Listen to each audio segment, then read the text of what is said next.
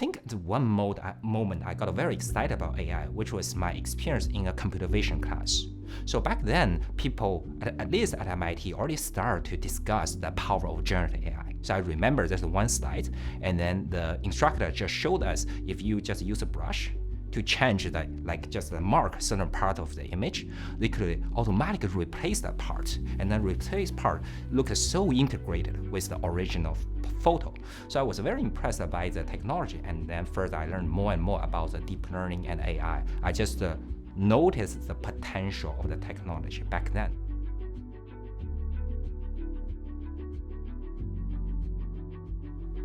For many students, even the graduate class, when they think about AI, it's like, to some extent, it's still detached from their everyday life, right? So as a result, I think the faculties do have the responsibility to connect those relatively abstract algorithms or the coding to students' concrete life.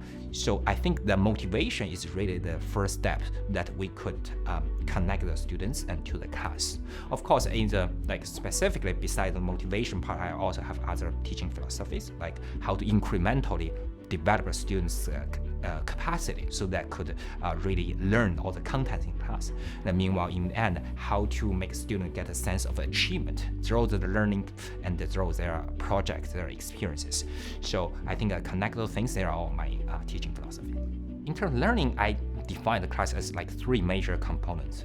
One is about the data. Students need to understand how to collect the data, process data, and use data. And second is about the computational practice. So basically, students need to get their hands dirty, right? Learn to use Python, like Google Colab, and sometimes the GPU computing to achieve their computation. And third one is actually about the AI algorithm. So students need to learn all the neural networks, artificial neural network, convolutional neural network, or graph neural networks, those deep learning models. And then in the end, they need to connect the three components, like the data, computation, and AI algorithm, to answer a question they really care. So if they can learn the individual components and in the end reconnect the dots, answer questions, not necessarily in a perfect way, right? But even just to some extent, I think we already achieved this different impacts through AI, because AI is such a broad field, and then there are so many different tools we can use.